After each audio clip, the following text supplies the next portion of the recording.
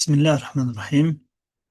الحمد لله رب العالمين، الحمد لله حمدا كثيرا طيبا مباركا فيه، وأصلي وأسلم على خير خلقه محمد بن عبد الله وعلى آله وصحبه وسلم تسليما كثيرا، وبعد. السلام عليكم ورحمة الله وبركاته. أهلا وسهلا بكم جميعا. Vous m'entendez bien et vous me voyez bien إن شاء الله تعالى.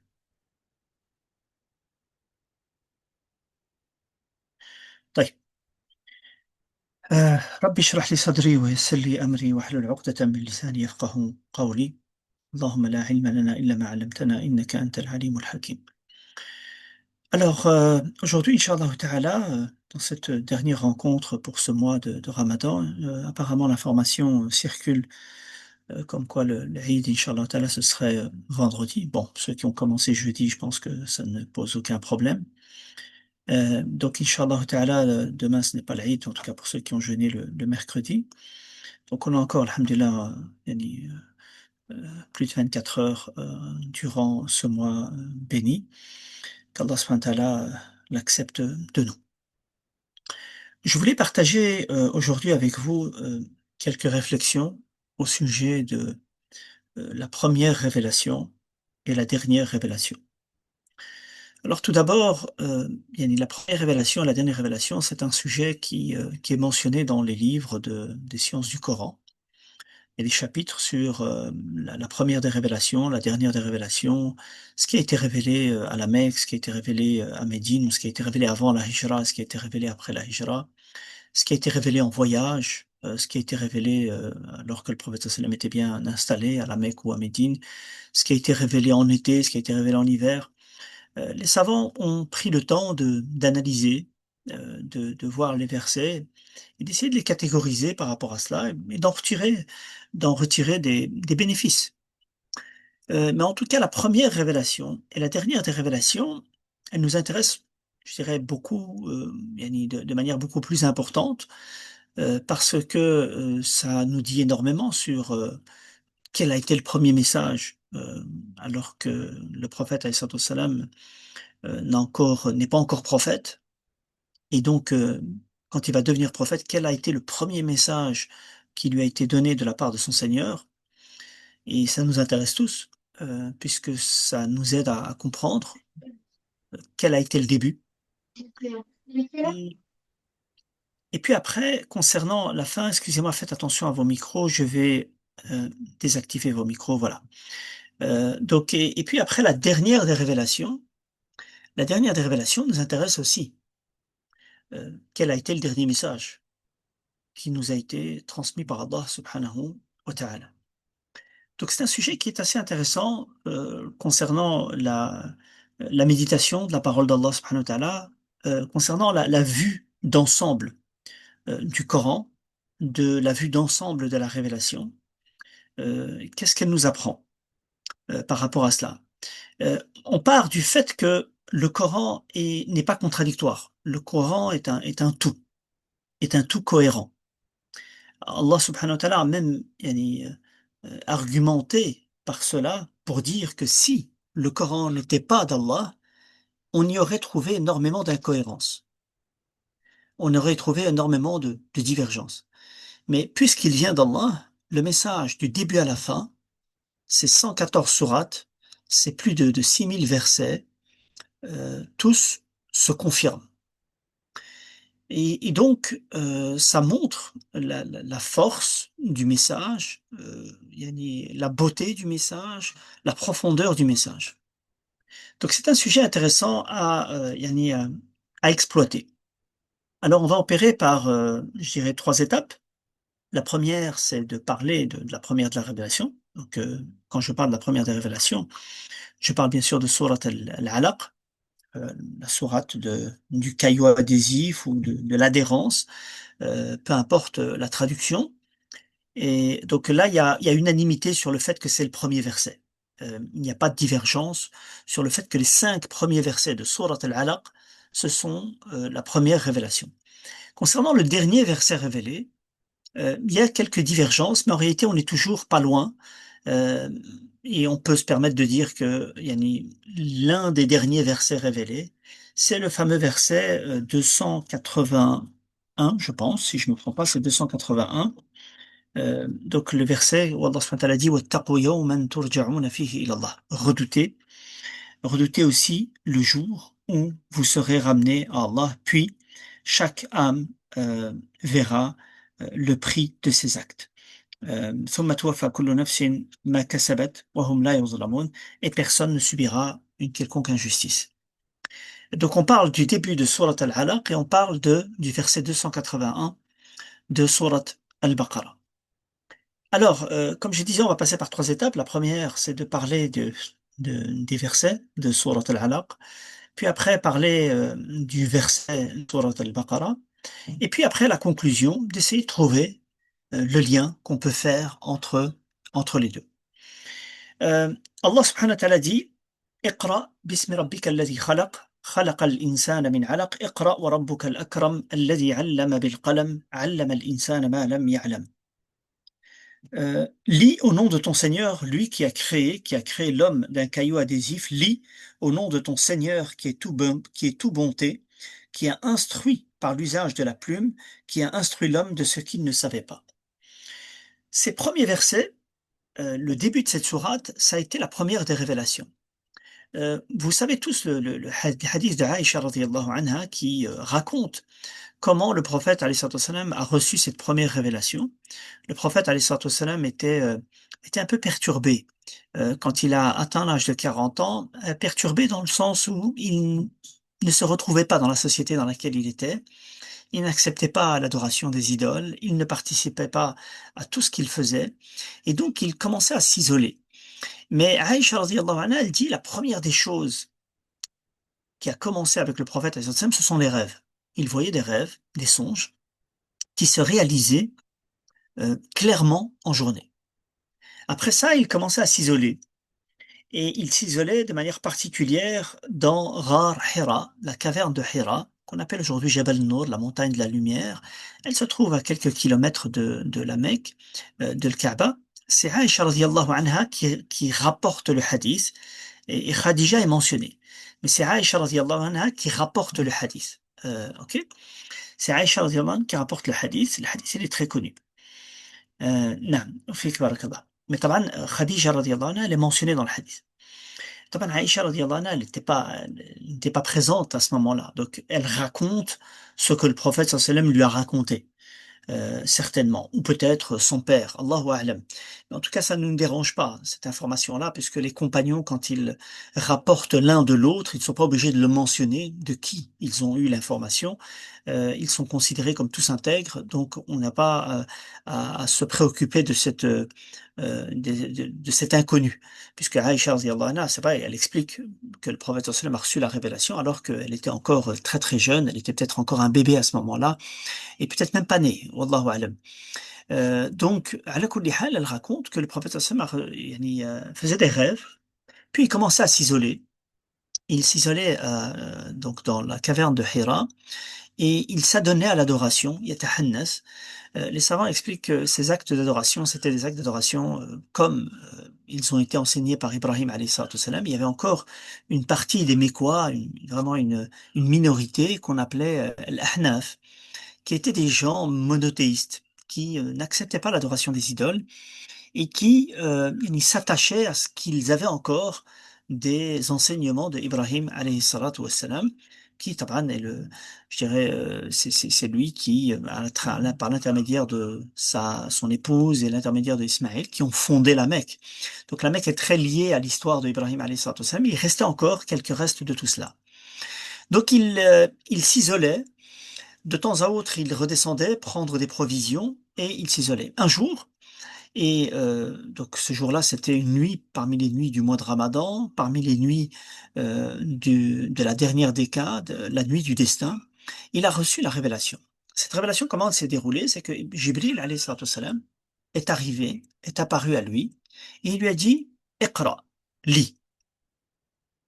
Et le prophète sallallahu alayhi wa sallam dit, je ne sais pas lire. Ma ana biqari, ou je ne peux pas lire, je ne sais pas lire, je ne suis pas de ceux qui lisent. Jibril le serre fort contre lui, il répète à la deuxième reprise, lis, iqra. Et il refait la même chose jusqu'à la troisième fois, puis après il dit lis au nom du Seigneur qui a créé. Iqra bismi rabbika alladhi khalaq. Euh, et les 5 premiers versets ont été révélés. Taban, on a le premier élément concernant le fait de lire. Le prophète alayhi salatu wassalam, ne savait pas lire. C'était quelque chose de notoire, comme quoi le prophète sallam était yani analphabète. Il ne savait pas lire, il n'a jamais écrit. Et Allah subhanahu wa ta'ala l'affirme. Allah subhanahu wa ta'ala dit وَمَا كُنْتَ تَتْلُو مِنْ قَبْلِهِ مِنْ كِتَابٍ وَلَا تَخُطُّهُ بِيَمِينِكَ. Tu ne lisais aucun livre avant ça, ni tu n'écrivais avec ta main ou ta main droite. Et c'est un miracle du fait que le prophète alayhi salam ne savait ni lire ni écrire. Ça veut dire en fait qu'il n'a jamais appris de manière organisée, comme on apprend dans des instituts, comme on apprend chez des savants, chez des gens lettrés, et on écoute d'eux. Donc le prophète sallam n'a jamais eu de cela. Et donc, qu'est-ce que veut dire lire? Est-ce que Jibril alayhi salatu wassalam est venu avec quelque chose d'écrit pour que le prophète sallam puisse le lire? Non, ce n'est pas le cas. Et lire, en fait, veut aussi dire, il veut aussi dire de répéter ce qu'on te dicte. C'est une manière de lire aussi. Donc on te dicte et toi tu vas répéter. Donc ça aussi, ça veut dire lire. Et il s'agit de cela, Wallahu ta'ala alam, que le prophète sallam, Jibril lui demandait de lire. Alors, quand Allah lui dit Iqra bismi rabbika alladhi khalaq, lis au nom de ton Seigneur. Au nom de ton Seigneur, yani, ça peut vouloir dire que le prophète alayhi salatu wassalam, ne sait pas lire. Il n'a pas appris à lire. Et, euh, et donc que Allah subhanahu wa ta'ala lui dit en fait, c'est Allah subhanahu wa ta'ala qui va t'enseigner. C'est Allah subhanahu wa ta'ala qui va te permettre de lire et qui va te donner cette capacité-là. Et Iqra bismi rabbika, au nom de ton Seigneur. Juste, dis Bismillah et tu vas lire au nom de ton Seigneur. Ou Allah subhanahu wa ta'ala, c'est lui qui va t'accompagner, qui va t'aider pour cette tâche-là. De manière plus générale, plus globalement, yani, lire ne veut pas seulement dire yani, répéter ce qu'on te dicte, ne veut pas seulement dire lire, mais ça veut aussi dire yani, tu vas apprendre, on va t'enseigner, tu vas comprendre, tu vas savoir, et tout ce qui est lié à la lecture et à l'apprentissage. Iqra bismi rabbika alladhi khalaq. Ce qu'on peut retirer yani, de ce verset aussi, c'est qu'Allah subhanahu wa ta'ala, il dit lis au nom de ton Seigneur, yani, avec l'aide de ton Seigneur. Ça montre que yani, l'ordre d'Allah subhanahu wa ta'ala est venu au prophète alayhi salam, de faire quelque chose et que le prophète alayhi salam pensait qu'il n'était pas capable de le faire. Puisqu'il n'en a pas l'habilité, il ne l'a pas appris. Et Allah subhanahu wa ta'ala, il va lui dire lis au nom de ton Seigneur. Ça nous apprend qu'il y a des choses en fait dans lesquelles il faut lâcher prise. Il faut juste faire ce qu'Allah subhanahu wa ta'ala nous a demandé de faire, de se lancer dans l'apprentissage, dans l'action. Et Allah subhanahu wa ta'ala va faciliter le reste. À partir du moment où on doit faire quelque chose, que nous sommes dans l'obligation de faire quelque chose, on doit agir, on doit bouger. Et Allah subhanahu wa ta'ala ouvre les portes du reste. Et Allah subhanahu wa ta'ala nous accompagne et nous aide. Et on ne peut rien faire, en fait, sans l'aide d'Allah subhanahu wa ta'ala. On peut rien faire du tout. C'est pour cette raison que quand on lit Surat al-Fatiha à chaque prière, on dit Iyaka na'budu wa iyaka nasta'in. C'est toi seul que nous adorons et c'est toi seul à qui nous demandons soutien, secours, aide. Al-isti'ana veut dire demander de l'aide. Et l'être humain, en fait, est totalement perdu sans l'aide d'Allah subhanahu wa ta'ala. On peut être le plus fort, le plus intelligent, le plus riche, et on peut ne rien pouvoir réaliser. Si Allah subhanahu wa ta'ala t'empêche, tu ne pourras rien faire. Et donc, il y a une leçon ici à prendre que quand on s'engage dans nos obligations, dans ce qu'on doit faire, euh, on place notre confiance en Allah, on demande l'aide d'Allah subhanahu wa ta'ala et on fonce. Ça me rappelle une histoire qui est mentionnée dans le Coran et que vous avez certainement tous lu. C'est quand Allah subhanahu wa ta'ala nous parle des Bani Israël et qu'il leur demande de rentrer à Jérusalem en tant que conquérant. Et qu'est-ce qu'ils vont dire? Ils vont dire, en fait, on ne peut pas rentrer. Il y a des géants, il y a des gens forts, jabbarin, des gens qui sont impitoyables, et donc on ne peut pas rentrer. Et, euh, et là, il y a deux hommes, en fait, qu'Allah subhanahu wa ta'ala mentionne, وقال رجلان من الذين أنعم الله عليهما. Il y avait deux hommes qu'Allah subhanahu wa ta'ala a comblés de ses bienfaits. Ils ont dit aux Bani Israël, قال رجلان من الذين أنعم الله عليهما ادخلوا عليهم الباب فإذا دخلتموه فإنكم غالبون وعلى الله فتوكلوا إن كنتم مؤمنين. En fait, ce sont des gens impitoyables, ce sont des guerriers, ce sont des gens grands. Mais ces deux hommes disent aux Bani Israël, vous pouvez pas dire qu'on va pas rentrer. Rentrez. Juste, faites le pas. Si vous rentrez, vous êtes vainqueur. Et placez votre confiance en Allah, si vous êtes croyant. Donc, juste, fonce, avance. L'aide d'Allah subhanahu wa ta'ala t'accompagne. Elle vient.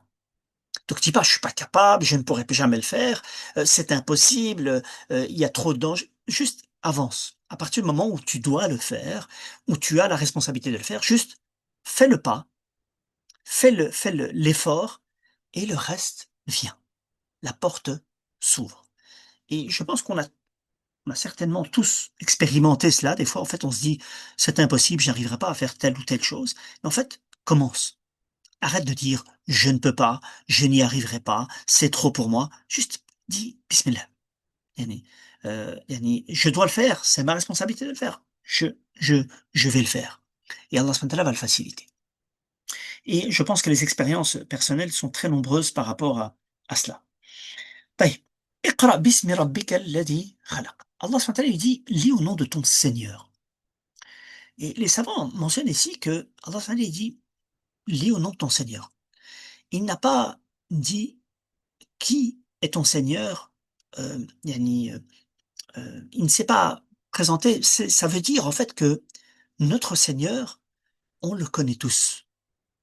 Et on n'a pas besoin de chercher yani, après lui parce on l'a tous en nous-mêmes. On a tous la certitude qu'il y a un Créateur. Et il ne peut pas, ce monde ne peut pas être, on ne peut pas être là s'il n'y a pas de Créateur. C'est que cette connaissance-là, en fait, est une connaissance innée, c'est une connaissance fitriya, qui est de la fitra, donc elle n'a pas, on n'a pas à le prouver. Yani comme les prophètes qui ont dit, Afillahi shakun, qalat rusuluhum, dans Surat Ibrahim, Afillahi shakun, y a-t-il un doute au sujet d'Allah? Il n'y a pas de doute au sujet d'Allah. Donc, lis au nom de ton Seigneur. Taman, pourquoi Seigneur ici?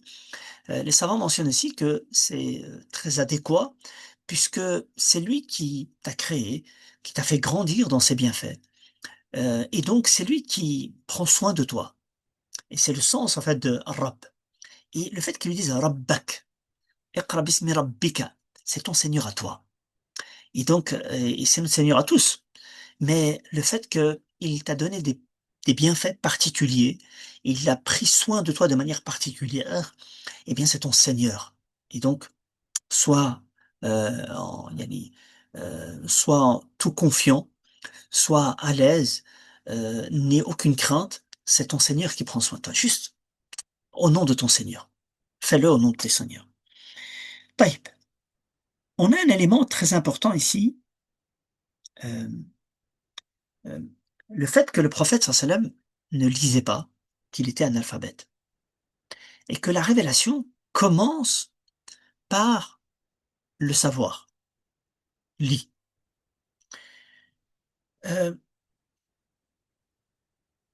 le prophète alayhi salatu wassalam, yani, c'est un miracle qu'il yani, puisse transmettre ce Coran par la révélation, un Coran aussi éloquent, aussi parfait, aussi cohérent, qui regorge de science, de connaissances, de législation, de morale,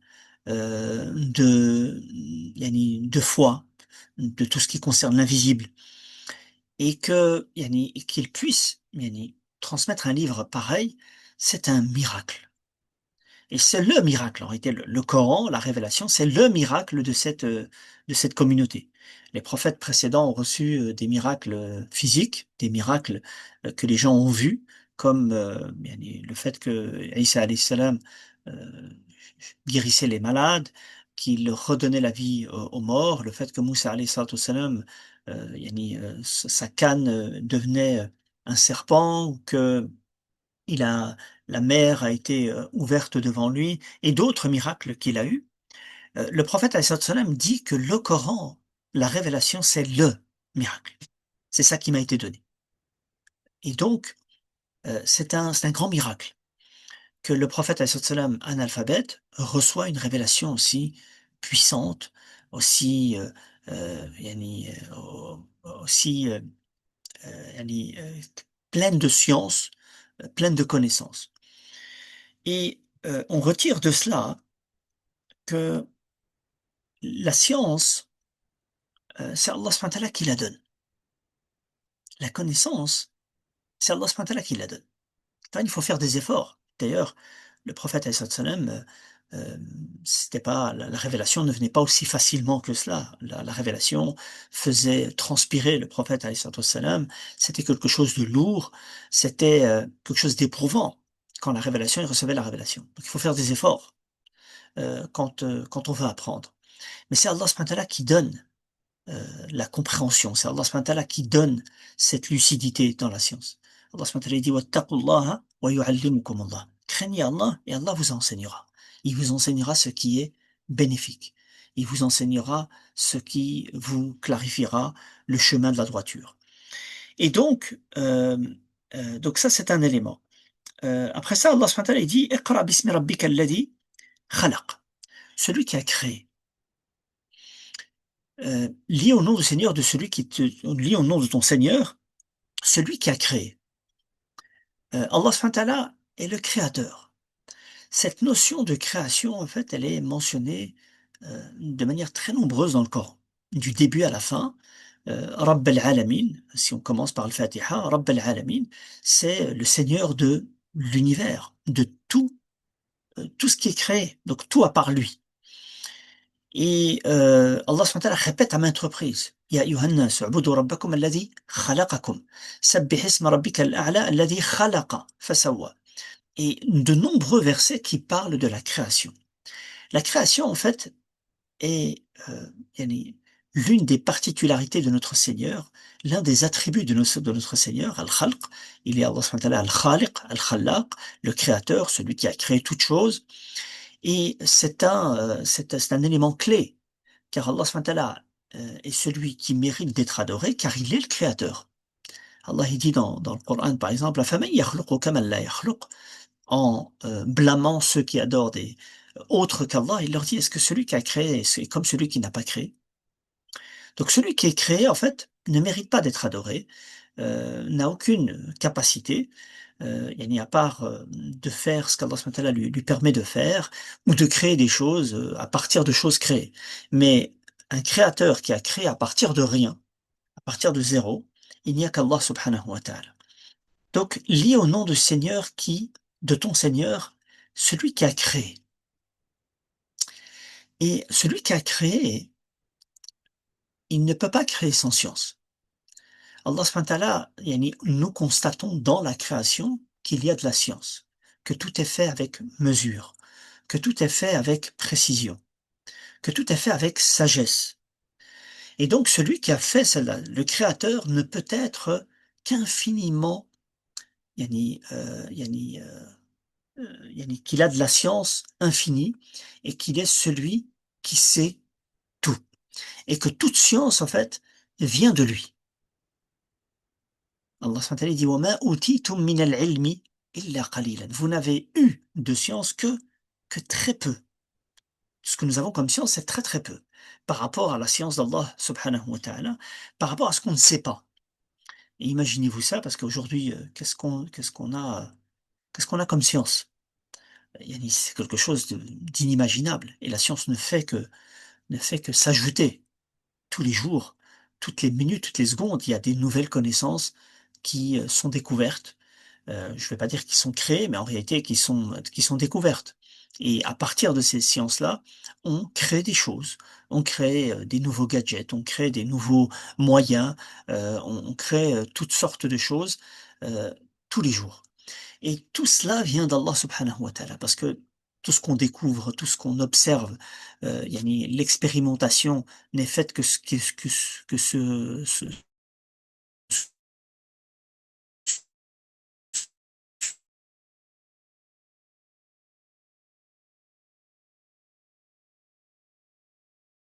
on expérimente et puis après on celui qui a créé. Et c'est un élément clé, le fait qu'Allah subhanahu wa ta'ala est le créateur. C'est pour cette raison qu'il mérite d'être adoré subhanahu wa ta'ala. اقرأ باسم ربك الذي خلق. خلق الإنسان من علق. Celui qui a créé l'être humain à partir d'une adhérence. طبعًا ici, je ne vais pas rentrer dans le détail, c'est un miracle, cette adhérence, ce caillot adhésif, parce que cette adhérence, yani, quand on est créé, en fait, ce caillot de sang qui va s'accrocher, en fait, à l'utérus et donc c'est un miracle. Le prophète sallallahu alayhi wa sallam ne pouvait pas le voir, on ne peut le savoir, on a pu le savoir qu'avec, des microscopes et donc c'est un miracle du Coran, sans aucun doute et ça montre, en fait, que l'être humain, en fait, n'était rien du tout et il était, yani, il est passé par ces différentes étapes et que tout cela se fait avec science. Parce que tout est mesuré, tout est, yani, tout est fait dans un ordre et dans une mesure bien faite de la part d'Allah subhanahu wa ta'ala. Donc celui qui a créé l'homme à partir d'une adhérence et donc l'être humain était rien du tout et il était ignorant. Quand on sort du ventre de nos mères, on ne sait rien. On a des connaissances en fait primaires, on a cet instinct de survie, on cherche à, à se nourrir, on cherche à se couvrir, on se plaint du froid, on se plaint du chaud, on se plaint de la douleur, on ne sait rien. Et Allah subhanahu wa ta'ala nous a donné les bases sur lesquelles on va construire nos connaissances. يعني Allah subhanahu wa ta'ala il dit هو الذي أخرجكم من بطون أمهاتكم لا تعلمون شيئا. Vous ne savez rien quand vous sortez du ventre de vos mères. وجعل لكم السمع والأبصار والأفئدة لعلكم تشكرون. Et il nous a donné les moyens avec lesquels on va apprendre, l'ouïe, la vue, et peut-être que nous serons reconnaissants après cela. Donc, الذي علم الذي خلق الإنسان من علق اقرأ وربك الأكرم. Lis et au nom de ton Seigneur, lis au nom de ton Seigneur qui est tout bonté.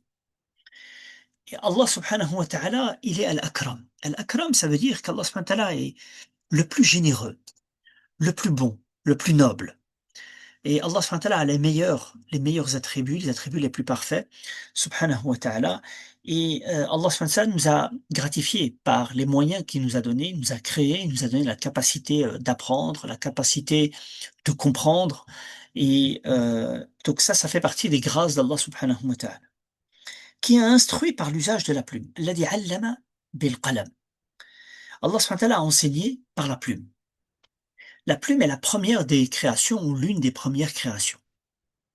Le prophète sallallahu alayhi wa sallam nous dit أول ما خلق الله القلم. La première des choses qu'il a créé, c'est la plume ou euh, quand Allah a créé la plume, il lui a dit écris. Et Allah subhanahu wa ta'ala a tout écrit dans les tablettes gardées et tout ce qui allait arriver jusqu'à la fin des temps, Allah subhanahu wa ta'ala il l'a écrit. Mais il l'a fait avec une plume. Alors qu'Allah subhanahu wa ta'ala il dit à la chose soit et elle est. Allah subhanahu wa ta'ala, personne ne lui a obligé d'écrire, personne ne lui a inculqué cela. Allah subhanahu wa ta'ala, il est le premier, c'est lui qui a décidé de faire les choses ainsi dans cet ordre-là. Il a écrit tout, il a créé la plume et il lui a demandé d'écrire. Et cet écrit est là, yani, et n'y approche, n'approche cet écrit que par la permission d'Allah, les êtres purifiés qui sont les anges. La yamassuhu illa al-mutahharun. Dans le sens où le verset veut dire la tablette gardée et non pas le Coran. Allah subhanahu wa ta'ala a enseigné par l'usage de la plume. Et c'est quelque chose d'extraordinaire, que l'être humain a la capacité non pas seulement d'apprendre, mais il a la capacité aussi d'enseigner et d'écrire et de garder cette science, et de faire en sorte qu'elle puisse perdurer et rester. طيب. الذي علم بالقلم علم الإنسان ما لم يعلم, qui a instruit l'homme de ce qu'il ne savait pas. Comme je disais tout à l'heure, c'est Allah subhanahu wa ta'ala qui nous a enseigné, c'est Allah subhanahu wa ta'ala qui nous a donné la capacité d'apprendre, et dans la création, il nous a donné yani, cette, cette responsabilité, non pas cette responsabilité, mais plutôt cette capacité d'exploiter la création. C'est quelque chose de l'être, yani, qui est particulier à l'être humain.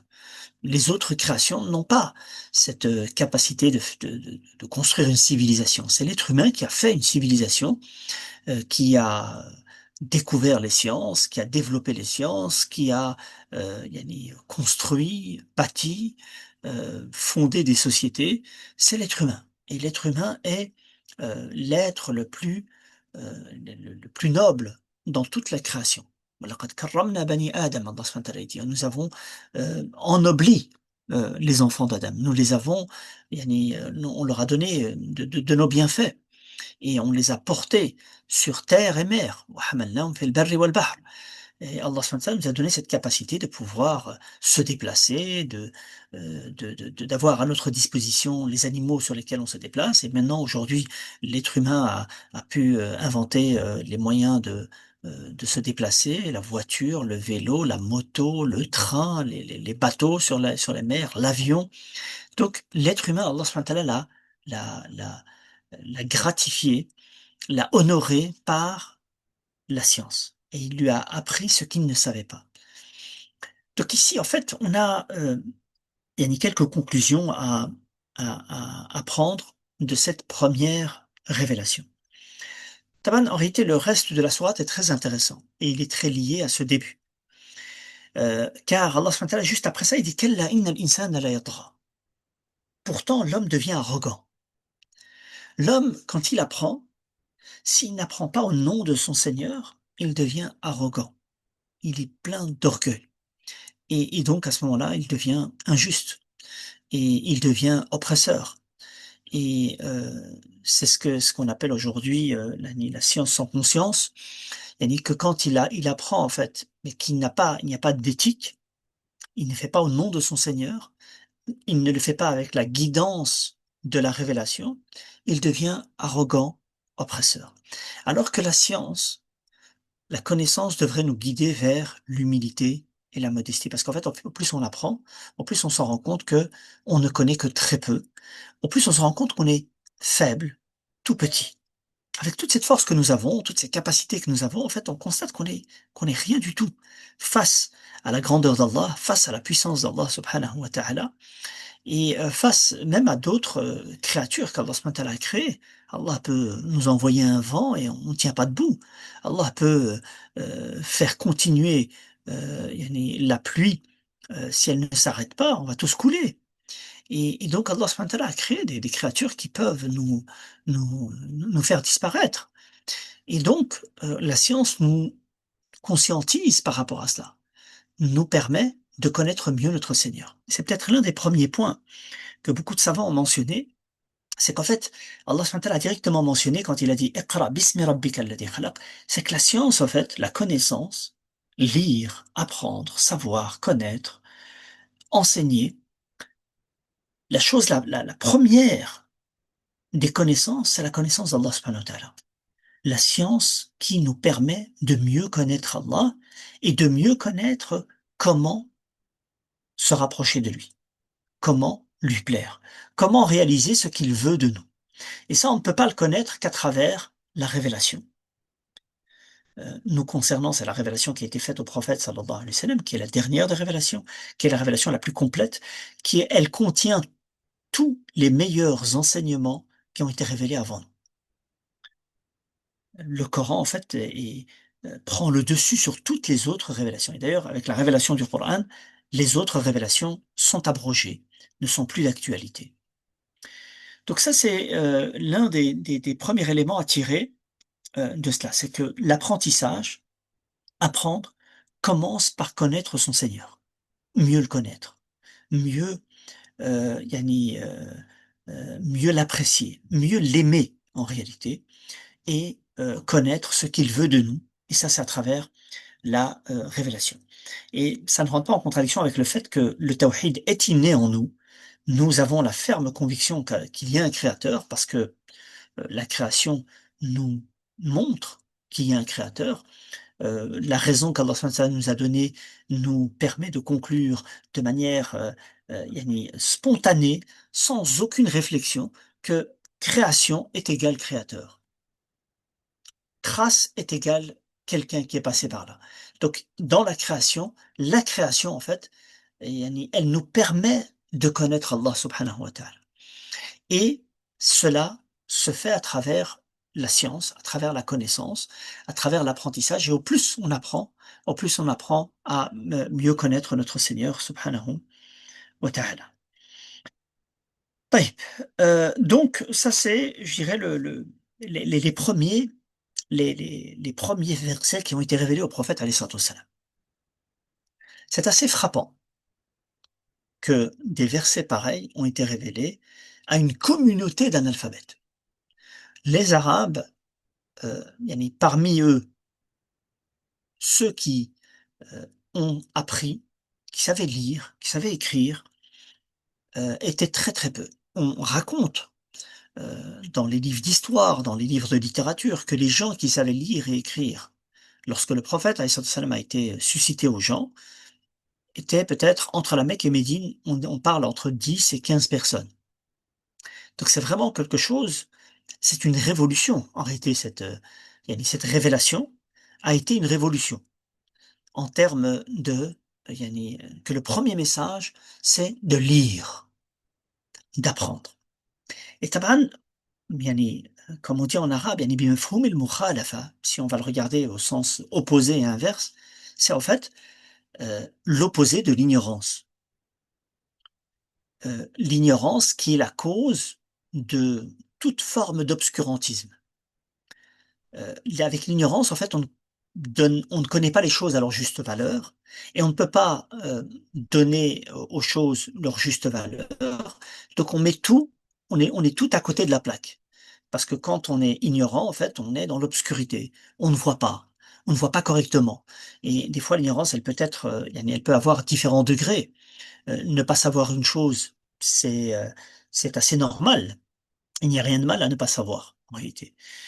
Mais quand on croit savoir alors qu'on ne sait pas, là, en fait, c'est ce qu'on appelle le jahl al-murakkab, c'est de l'ignorance au carré.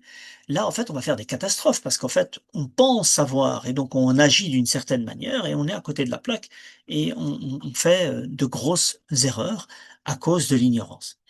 Donc c'est assez révolutionnaire que la première des révélations soit de lire. Taban, on comprend par là lire, comprendre, apprendre, enseigner. Et donc la révélation est une révélation de science. Et le prophète, alayhi salatu wassalam, à travers beaucoup de hadiths, à travers ce qu'il a fait, nous a encouragés à apprendre. Il a élevé ceux qui savent par rapport à ceux qui ne savent pas.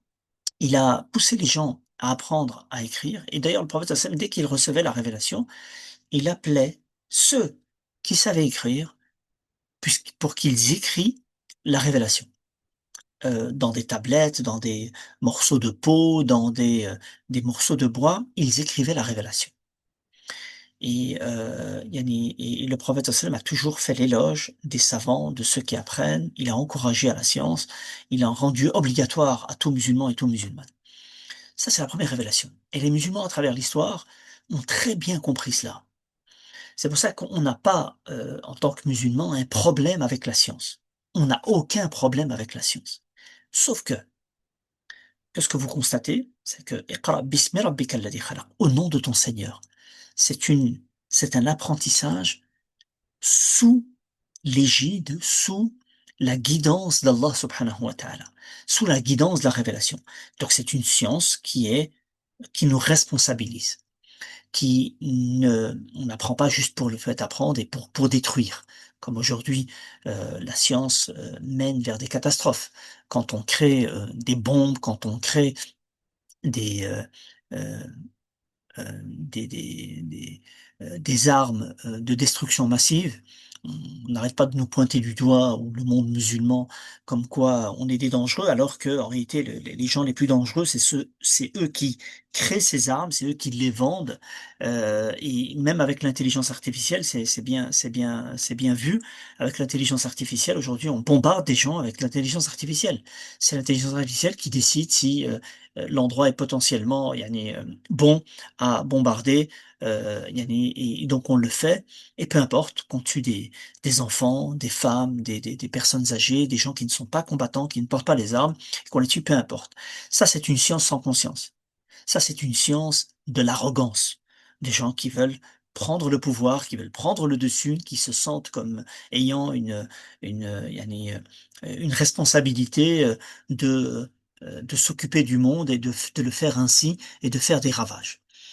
Donc c'est une science qui est responsable. Et comme je disais, c'est que les musulmans n'ont jamais eu de problème avec la science, mais une science yani, bénéfique, responsable.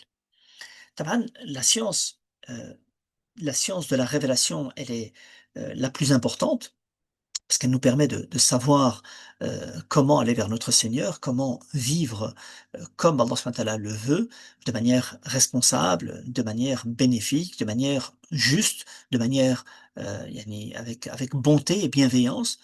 C'est la science la plus importante, parce qu'en fait, les sciences, si on pourrait les catégoriser, il y a des choses qui nous permettent de vivre, donc les choses matérielles qui nous permettent de produire, qui nous permettent de se déplacer, qui nous permettent de pouvoir de construire une civilisation matérielle. Mais ce qui nous guide, ce qui nous éclaire, c'est la guidance d'Allah subhanahu wa ta'ala, qui nous dit qu'est-ce qui est bon, qu'est-ce qui est mauvais, là où il faut s'arrêter. Car l'être humain ne sait pas. Et l'être humain a tendance à dépasser les limites. Il va vers l'arrogance, vers la rébellion. Torian, c'est ça que ça veut dire, c'est la rébellion. Et donc, il veut faire ce qu'il veut. Et aujourd'hui, en fait, en réalité, on est en plein dedans. C'est que l'être humain, quand il s'éloigne de la révélation, eh bien, il, il détruit tout. Que ce soit en termes économiques, comme vous le voyez, la production, la surproduction, la consommation, la surconsommation, le gaspillage, et l'injustice et l'oppression qui est faite envers les plus démunis et les plus pauvres. Donc la science, en fait, la science de la révélation, elle est la plus importante. C'est la priorité. Connaître Allah subhanahu wa ta'ala, connaître le prophète sallallahu alayhi wa sallam, connaître l'islam. Et taban, il y a des sciences qui sont voulues pour elles-mêmes, qui sont il y a les plus importantes. Et puis après, il y a des sciences en islam qui sont des moyens qui nous permettent de comprendre yani, le reste. Et donc, les sciences par eux-mêmes, comme le tawhid, l'aqidah, comme la connaissance de ce qu'on peut faire, ce qu'on peut pas faire, les actes d'adoration, c'est quelque chose qui est voulu pour lui-même.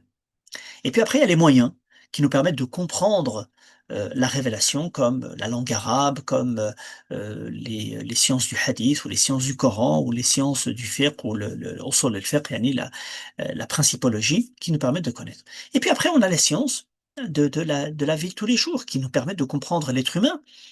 Et maintenant, avec la psychologie, la sociologie, l'anthropologie, c'est intéressant en fait. Ça peut être très intéressant pour les musulmans d'exploiter tout cela à la lumière de la révélation pour mieux comprendre l'être humain, mieux comprendre la vie en société à la lumière de la révélation. Ça peut être très intéressant. Mais ça reste très, je veux dire, voilà, ça doit être basé sur la révélation, sinon euh, ça peut faire des ravages, comme on le voit aujourd'hui, si c'est basé sur le matérialisme, comme quoi il n'y a pas de créateur et donc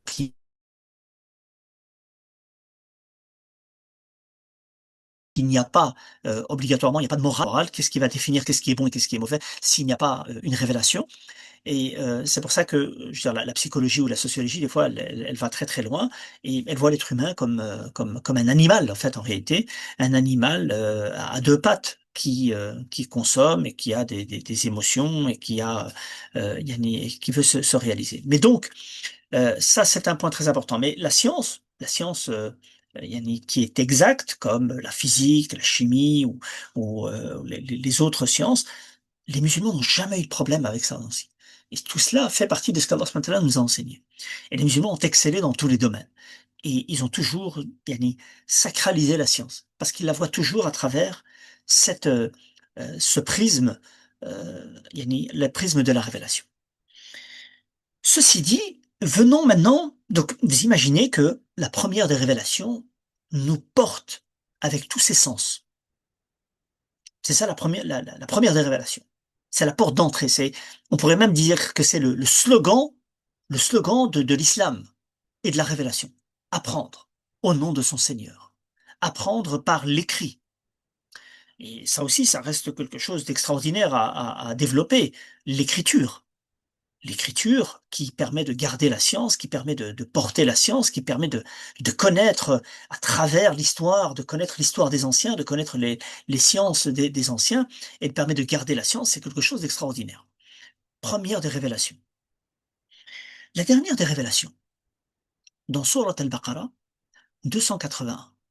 وَاتَّقُوا يَوْمًا تُرْجَعُونَ فِيهِ إِلَى اللَّهِ. Alors, la traduction, ça donne quoi? Redoutez aussi le jour où vous serez ramenés à Allah, où chacun recevra le prix de ses actes, sans que personne ne soit lésé. Ça, c'est la dernière des révélations.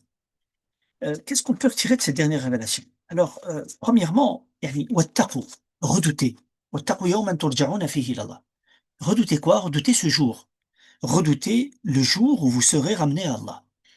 Certains savants disent ici, en fait, ça prouve que on peut redouter autre qu'Allah, ou craindre autre qu'Allah. Allah subhanahu wa ta'ala, c'est lui qui craint. Attaqullah, ya ayyuhalladhina amanu attaqullah, haqqa tuqatih. Ya ayyuhalladhina amanu attaqullah wal tanzur nafsum ma qaddamat lighad. On doit craindre Allah subhanahu wa ta'ala, crainte révérentielle, une peur positive qui nous permet de faire en sorte qu'Allah subhanahu wa ta'ala ne soit pas en colère contre nous, qu'on fasse ce qui lui plaît. Car Allah subhanahu wa ta'ala se met en colère quand on dépasse les limites qu'Allah subhanahu wa ta'ala a mises. Et donc, ici, on doit craindre le jour. Wattaqu yawman. Le jour où vous serez ramenés à Allah.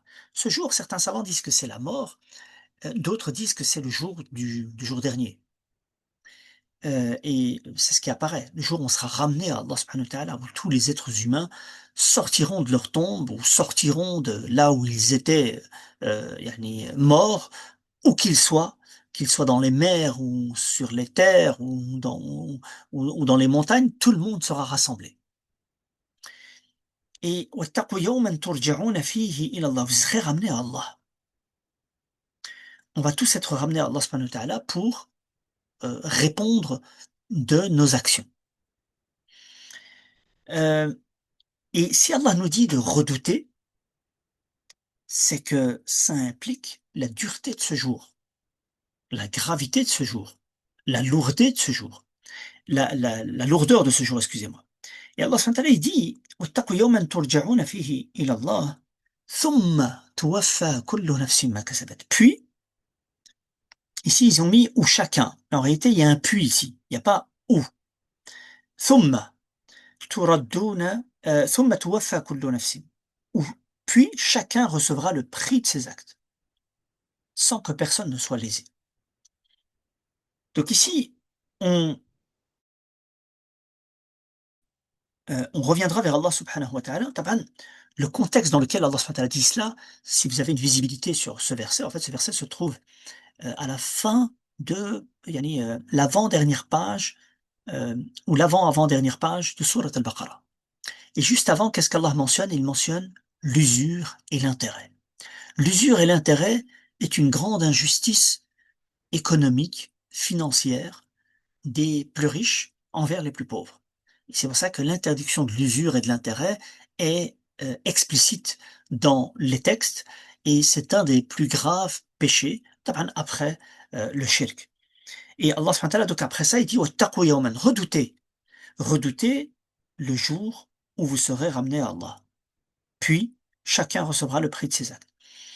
Donc c'est pour faire peur, c'est pour nous mettre en garde on a des responsabilités. On va rendre des comptes. La vie n'a pas été créée juste pour consommer, vivre, s'amuser, et puis après on s'en va. Sinon, Allah subhanahu wa ta'ala nous dit, yani, yani comme ceux qui ne croient pas en l'au-delà, ceux qui ne croient pas au jour du jugement dernier, en réalité, ils mangent et boivent comme boivent les animaux. ils vivent de manière, ils n'ont pas cette responsabilité, pas, et cette responsabilité-là, ils n'ont pas cette âme-là. Eux, ils vont mourir, ils n'ont pas de responsabilité, ils font ce qu'ils ont, ce pourquoi ils ont été créés, sans réfléchir. Par contre, l'être humain, il a des comptes à rendre. Il a, yani Allah subhanahu wa ta'ala, ici, à travers ça, il nous responsabilise. طيب. Et il dit: ثم توفى كل نفس ما كسبت. Yani chaque âme recevra le prix de ses actes. C'est pas une traduction ici littérale, mais chacun devra, yani, yani va aplanir ses comptes en fait.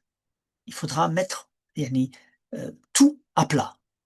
Ce que tu as fait de bon te sera compté pour toi. Ce que tu as fait de mauvais sera compté contre toi. Kullu nafs, chaque âme, tous. Certains savants mentionnent ici que voilà, même les enfants en fait, taban, ne sont pas responsables de ce qu'ils font de mal, mais ce qu'ils font de bien leur est compté. Il y a une femme qui a élevé un bébé alors qu'elle allait faire le pèlerinage, elle a dit: est-ce que cet enfant il peut faire le hajj? Il a un hajj. Le prophète aussi il a dit oui. Et c'est toi qui auras la récompense. Donc il a un hajj, il lui est compté. Yani, la récompense lui est comptée. Bien sûr, s'il est adulte, il doit le faire, parce qu'il n'est pas encore responsable. Mais chaque âme recevra, chaque âme devra rendre des comptes. Toute âme. Kullu nafs. Personne n'est, il n'y a pas d'exemption. Il n'y a pas d'exception. Il n'y a pas de traitement de faveur. Il n'y a pas de clientélisme auprès d'Allah subhanahu wa ta'ala. La, la base, le critère, c'est la piété. ثم توفى كل نفس ما كسبت وهم لا يظلمون. Sans que personne ne soit lésé. Là, c'est la notion de justice. C'est la notion de justice, il n'y aura aucune forme d'injustice au jour du jugement dernier. طيب.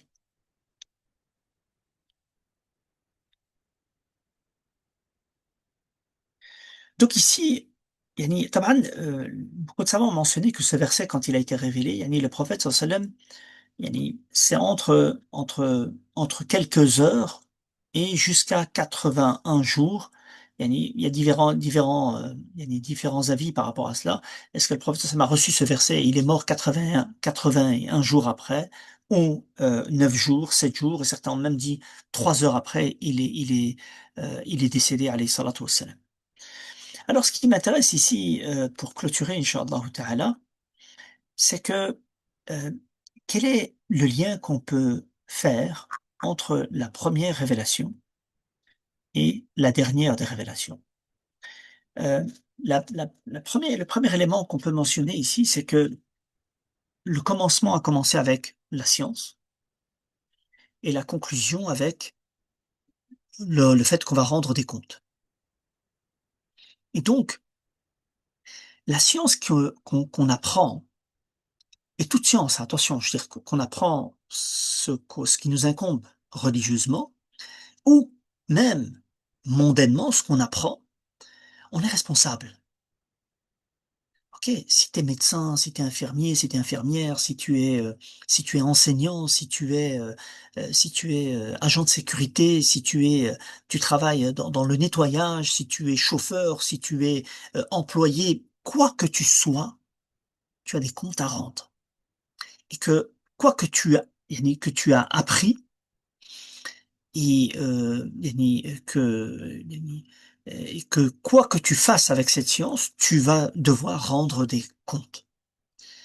Et donc, une science sans piété, c'est un danger. Une science sans piété, c'est un danger. Et une piété sans science est aussi un danger.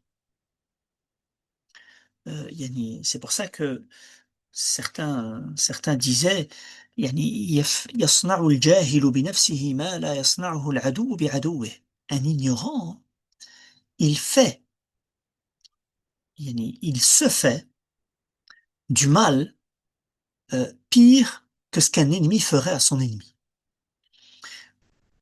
Et d'ailleurs, beaucoup d'innovations en islam et d'hérésies ont commencé avec des gens qui avaient de bonnes intentions, qui étaient très très pieux, mais qui étaient totalement ignorants. Et toutes les dérives du soufisme sont de cette sorte-là.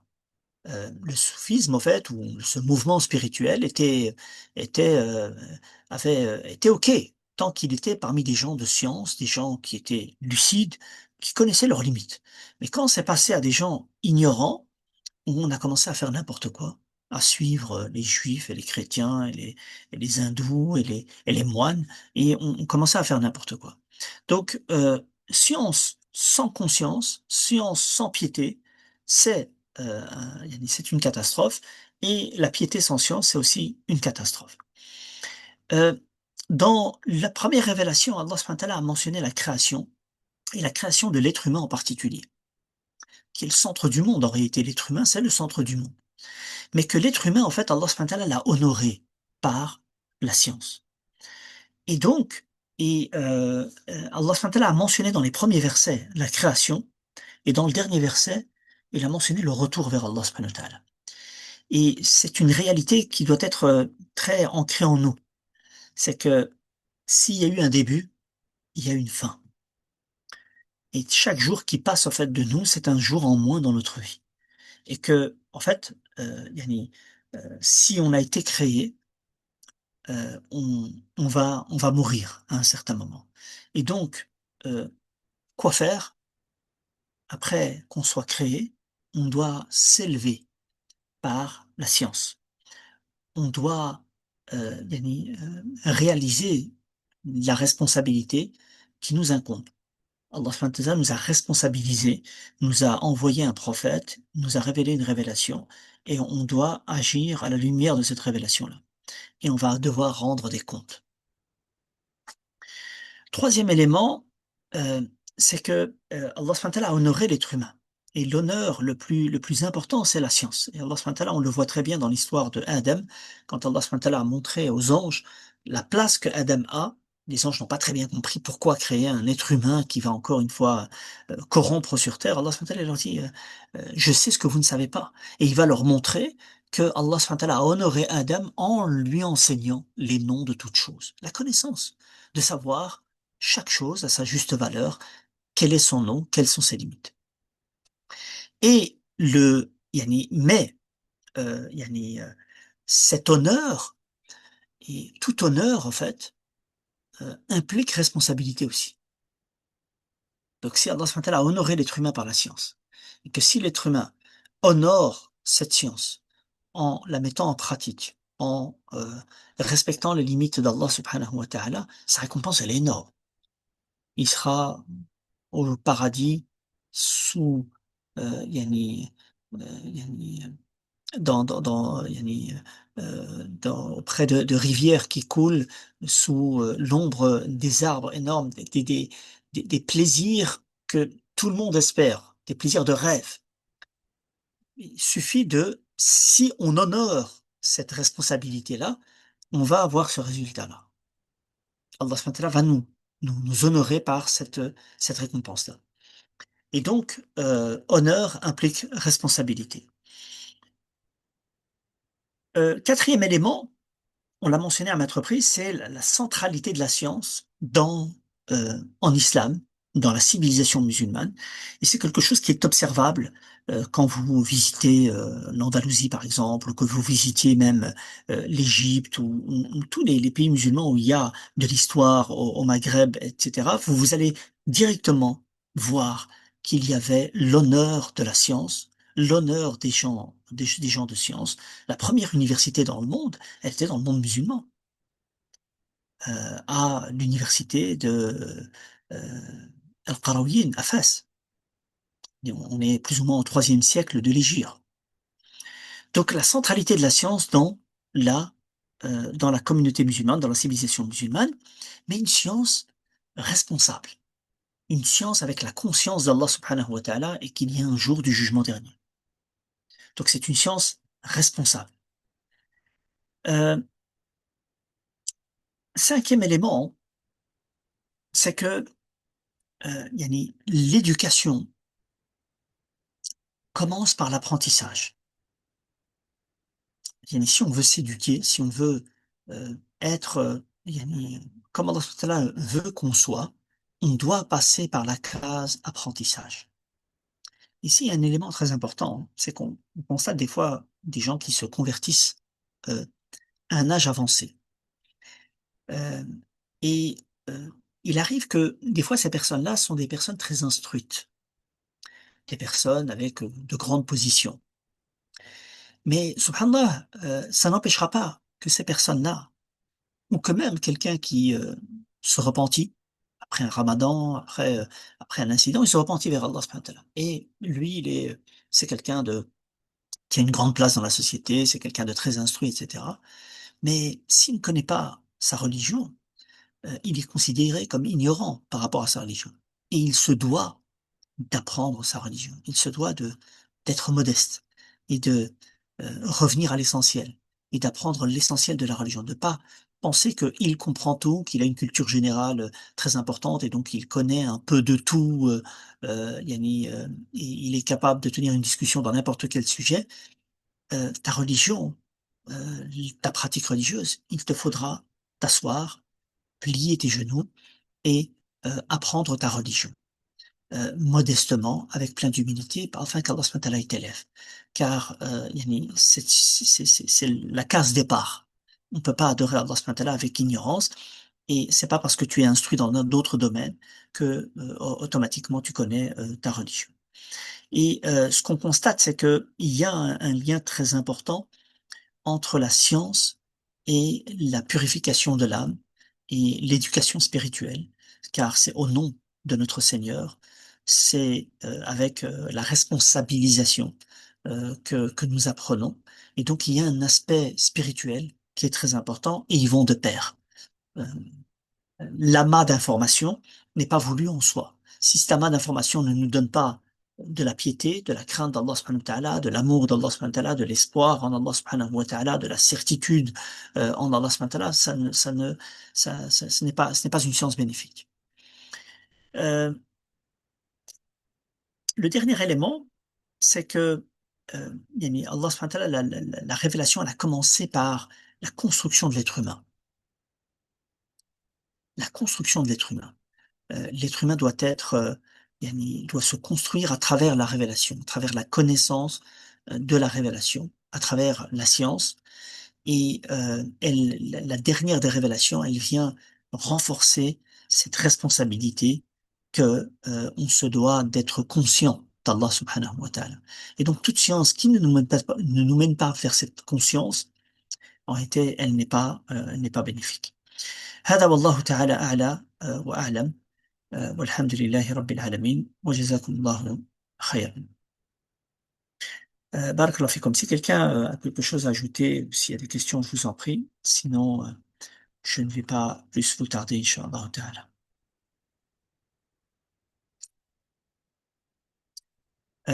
وإياكم إن شاء الله سي يوسف.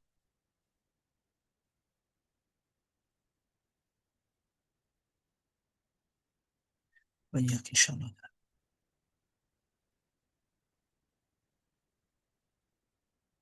طيب. بارك الله فيكم. Prenez soin de vous et excellent fin de mois de Ramadan. Qu'Allah subhanahu wa ta'ala accepte de nous, qu'Allah subhanahu wa ta'ala fasse on continue dans cette lancée après le mois de Ramadan, Inch'Allah Ta'ala.